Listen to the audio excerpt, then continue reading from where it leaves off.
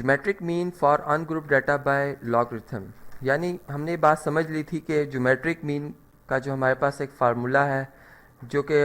अगर हमारे पास 3 ऑब्जर्वेशन हो तो उसके लिए क्या होगा, 4 हो तो उनके लिए क्या है फार्मूला। मैं लिख देता हूँ जी यहाँ पर कि अगर हमारे पास n ऑब्जर्वेशंस होंगी तो हम उन तमाम का प्रोडक्ट लेंगे इस तरीके से, और उनकी पावर जो है वो, या उन पे अगर हम रेडिकल की बात में करूँ तो वो nth रूट होगा, ठीक है, यानी उसका ऐसा रेडिकल जिसका इंडेक्स n होगा। अब अगर ये वो फार्मूला जो कि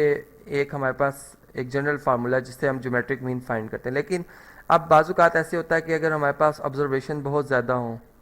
फिर इनका प्रोडक्ट लेना, या यानी यहाँ पर प्रोडक्ट लेना बाजुकात बहुत बड़ा नंबर आ जाता है, या ऐसा नंबर आ जाता है कि जिसका रूट लेना हमारे लिए पॉसिबल नहीं होता। तो हम इसमें एक और हमारी टेक्निक है कि हम इस पर लॉग ले लेते हैं। यानी मैं ऐसा से एक एग्जांपल से आपको समझाता हूँ, फिर हम इसको जनरलाइज कर लेंगे कि हमारे पास 2, 4 और 8 ये 3 नंबर है जिनका हमने ज्योमेट्रिक मीन फाइंड करना है। हम यूँ करेंगे कि सबसे पहले जो एक फार्मूला है इनका ज्योमेट्रिक मीन का, हम लिखेंगे जी 2 इंटू 4 इंटू 8, और इनका क्या लेंगे जी, क्यूब रूट ले लेंगे। अब ये तो वो फार्मूला जो कि हमने पहले समझ रखा है। अब हम यूँ करते हैं जी, हमने चूँकि लॉग की मदद से लेना है तो हम यहाँ पर लॉग जो है वो बोथ साइड पे अप्लाई कर लेंगे। तो हम लिखेंगे taking log on both sides, ये B dot S both sides, और ये लॉग जिसकी बेस 10 है, यानी ये कॉमन लॉगरिथम हम ले रहे हैं। अब देखें यहाँ पर बोथ साइड पे जब लॉग लिखा जाएगा तो लॉग ऑफ ज्योमेट्रिक मीन, यहाँ पे भी आएगा जी लॉग ऑफ 2 इंटू 4 इंटू 8 और इनकी पावर 1/3। अब थर्ड लॉ ऑफ लॉगरिथम अगर हम देखें तो उसके मुताबिक ये पावर जो है एज आ नंबर के तौर पर प्रोडक्ट में आ जाएगी। शुरू में लिखते हैं जी, बाद में नहीं लिखते इसे, लॉग ऑफ 2 इंटू 4 इंटू 8।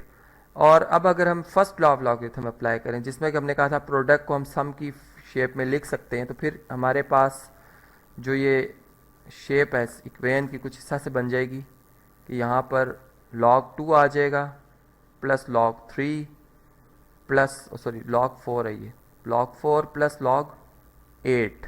ये हमारे पास आ जाएंगे। अब अगर इनके log फाइंड कर लें हम, ये कैलकुलेटर से हम फाइंड कर सकते हैं और log टेबल भी अवेलेबल है, हम दोनों से फाइंड कर सकते हैं। इसके लिए करेक्टरिस्टिक और मेंटिसा देखा जाता है। जैसे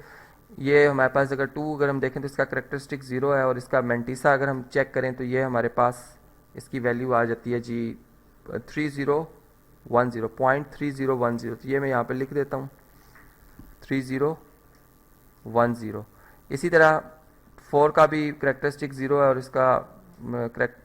जो मेंटिसा है 6021 है, और इसी तरह 0 पॉइंट ये हमारे पास आ जाएगा 9031। अब इन तमाम वैल्यूज़ का सम कर लेंगे जी। इनका सम हमारे पास आ जाता है 1.8062, और अब इनको जो है इन तमाम को 3 पे डिवाइड, यानी जो सम आया है इसको 3 पे डिवाइड करेंगे तो लॉग ऑफ ज्योमेट्रिक मीन ये हमारे पास क्या आ रहा है जी, इसकी वैल्यू आ जाएगी जी 0.6021। ठीक, ये आप डिवाइड करेंगे 3 पे तो ये आंसर आता है। अब देखें हमने ज्योमेट्रिक मीन फाइंड करना है, यहाँ पे तो लॉग ऑफ ज्योमेट्रिक मीन की वैल्यू हम बोथ साइड पे क्या करेंगे जी, लॉग को ख़त्म करने के लिए इसका रेसिप्रोकल फंक्शन, इन्वर्स फंक्शन, यानी यहाँ पर हम एंटी लॉग लेंगे जी, एंटी लॉग ऑन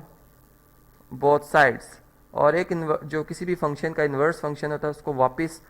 उसकी जो रेंज है उसको वापस उसकी डोमेन पे ले आता है। तो यहाँ पर हम यूँ कहेंगे जब एंटी लॉग ऑपरेट होगा जी लॉग ऑफ ज्योमेट्रिक मीन के लिए, तो ये इसको वापस ज्योमेट्रिक मीन जो इसकी डोमेन है उस पर ले आएगा। यहाँ भी हम एंटी लॉग लिखेंगे जी, एंटी लॉग ऑफ 0.6021। तो फिर इस तरह से हमारे पास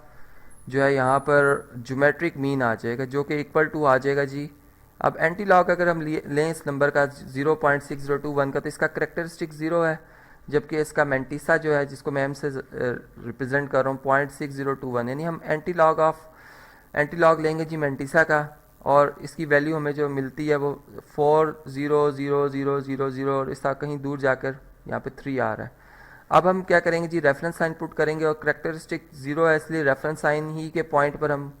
जो है वो पॉइंट शो कर देंगे, यानी इसी प्लेस पे पॉइंट शो कर देंगे, तो ज्योमेट्रिक मीन जो हमारे पास आएगा वो क्या आ जाएगा, फिर अगर राउंड ऑफ किया जाए तो 4 आ रहा है। यानी हमने ये देखा कि ये हमारे पास एक और टेक्निक है जिससे हम ज्योमेट्रिक मीन फाइंड आउट कर सकते हैं। तो अब मैं अगर इस पूरे प्रोसेस को अगर मैं जनरलाइज करूं तो मैंने ये कहा कि अगर हमारे पास n ऑब्जर्वेशन होती हैं तो हम इन तमाम का प्रोडक्ट लेते हैं यहाँ पर और इनका nth रूट ले लेते हैं। अब जब हम लॉ की मदद से लेंगे तो हम लिखेंगे G geometric mean is equal to anti log of, जिस तरह से बिल्कुल लास्ट में मैंने एंटी लॉग लिया उसका रीज़न आपको पता चल गया, एंटी लॉग ऑफ। लेकिन अब यहाँ पर जो हमारे पास ये वैल्यू आई थी, ये कैसे आई थी जी, हमने इन तमाम का लॉग लिया था और इनको सम किया था, यानी यहाँ पर मैं sum of log of all X, तो ये एक्स जो है अगर मैं इनमें चूंकि वेरिएशन है, यानी आई की वैल्यू फर्स्ट केस में 1 है, फिर इसका चलते चलते n तक आ रही है, और फिर हमने इसको डिवाइड किया था, चूंकि इनकी पावर 1/n थी, यानी जितनी इनके नंबर थे उतनी उनकी पावर, उसका इंडेक्स हमने, यानी जो हमारा एक्सपोनेंट थी 1/n ली थी, तो यहाँ पर हम क्या लिखेंगे जी, n लिखेंगे डिवाइडेड बाय n। तो ये जो आंसर आएगा इसका हम एंटी लॉग लेंगे तो ज्योमेट्रिक मीन हमारे पास आ जाएगा।